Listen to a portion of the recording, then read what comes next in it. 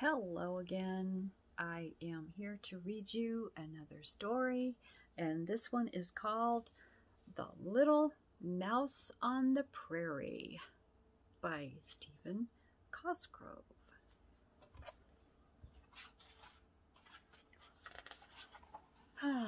Okay.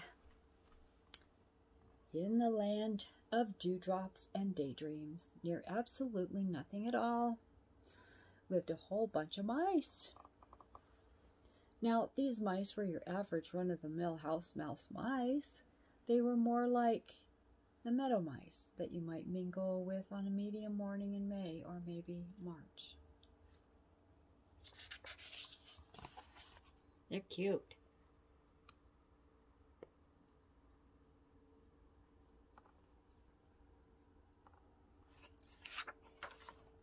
From dawn to dusk, through spring and early summer, they would skitter and scurry across the prairie without a single care in the world. They would race about and then suddenly leap high in the air to touch the wings of a golden butterfly, or sometimes they would do nothing at all except for sniff the flowers.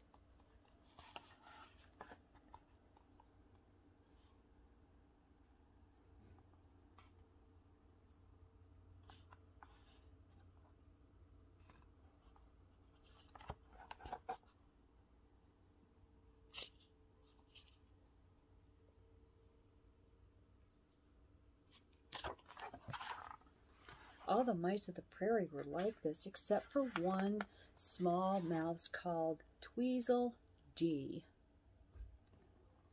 While the other mice were playing their silly games, Tweezle Dee, or as the other mice called her, Tweez, would work industriously, doing all sorts of tedious chores.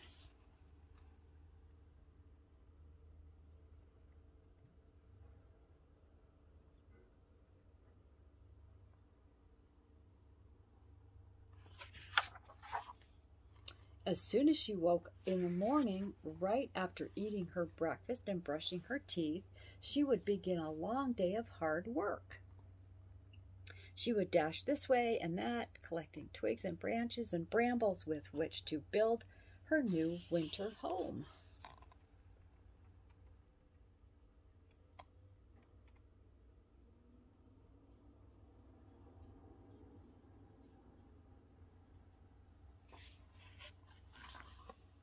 Tweez worked for months and months as the other mice played in the meadow.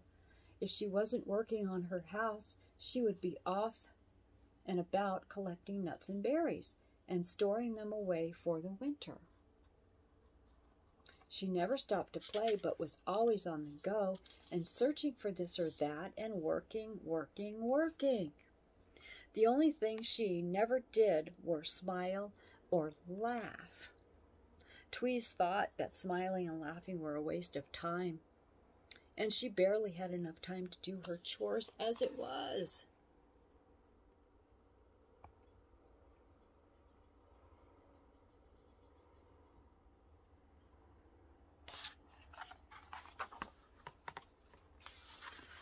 And the other mice of the meadow would stop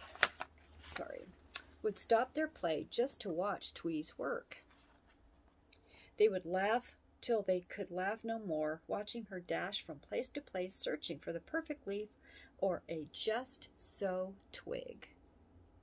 Sometimes it was great fun for the other mice to see if they could get Tweez to smile. As she would race by, they would jump in front of her, making faces.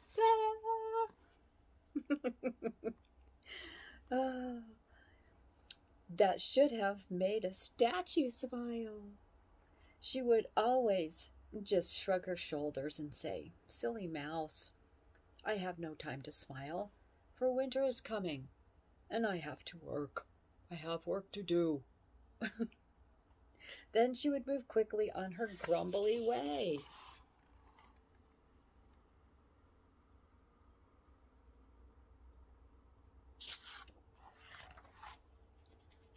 One day, the mice ran out of fun things to do. They sat in the meadow and thought, hoping to find some new game to play. "I know what we can do," said one of the mice brightly. "Let's play a joke on that old grouch mouse, Tweezle Dee." He hurriedly whispered his plan to the other mice. They all giggled in delight and set off in a million directions to gather what they needed for their wonderful joke. From every flower in the meadow they picked all the pollen that their little arms could hold, and then they carefully placed the pollen high in the branches of a tree that spread over the path that she took every day to and from the meadow. When everything was in its place, the mice hid at the base of the tree, giggling as they waited for Tweezle Dee.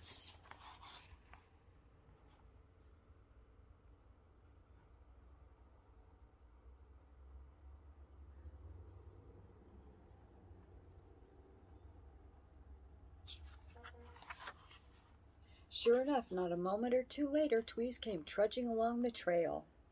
One of the mice, as usual, jumped in front of her and made a ridiculous, funny face. "Out of my way, silly mouse," she said. "I have work to do, for winter is on its way." "No, winter has already come," said the little mouse as he tried to hide a smile. Tweez looked about the meadow and said solemnly, "No, it hasn't. Look around, Mouse. There's no snow." And with that, the other mice shook the tree, causing the pollen to fall on top of poor Tweezle Dee like snowfall in deep December.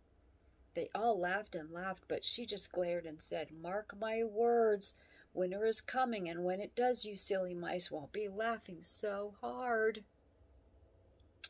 "Old grouch," they chanted as she moved on her way. "She doesn't know what she's talking about." Then they began rolling and playing in the pollen.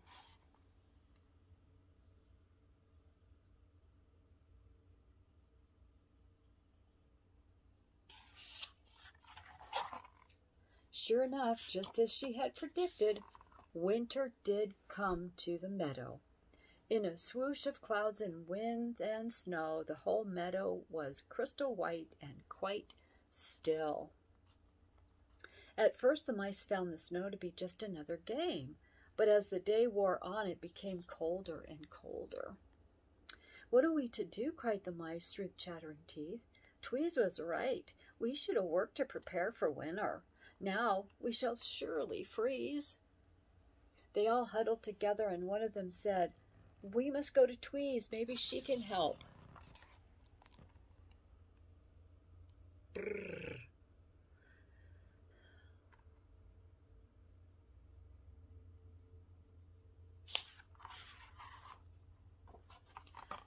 All the meadow mice made their way through the falling snow to Tweez's house on the far side of the meadow. They gathered about and softly tapped on the door. "Who is it?" came the reply. "It is Mice of the Meadow," they answered. The door opened fire made of twigs that she had gathered in the fall.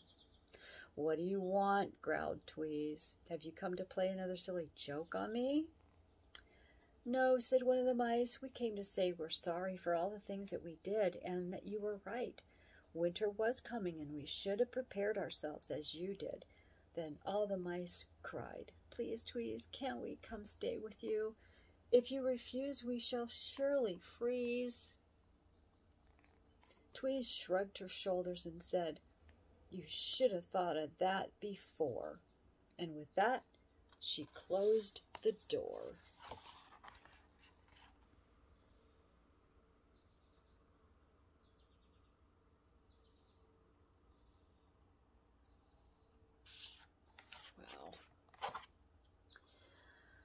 Tweez busied herself stoking the fire and cleaning house, but you know what?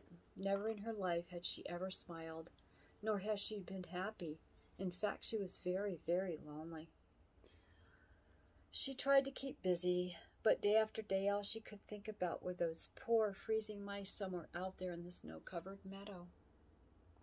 Finally, she could stand it no more, and after putting on her winter coat and mittens, she set out to find the mice. For you see, Tweez had a plan, a very happy plan.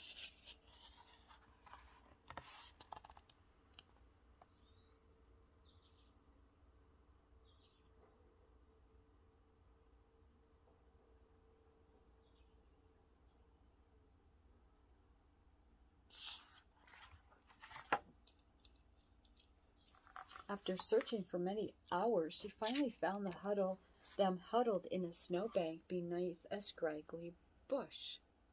With a frozen tear in her eye, she told them her plan. "Fellow mice," she began, "through the summer I worked as you played, preparing for winter. Many times I wanted to join you, but I didn't know how.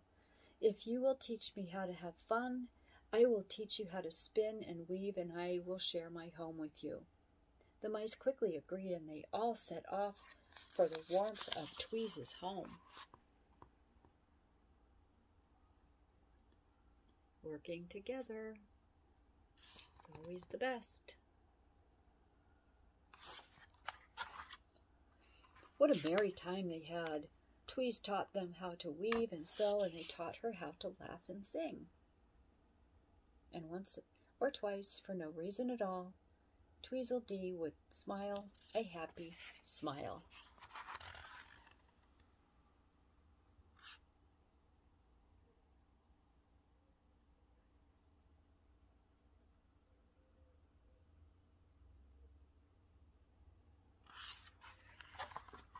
So when you're hard at work or working hard at play, Tweezle's laughter on that crystal, remember Tweezle's laughter on that crystal winter's day.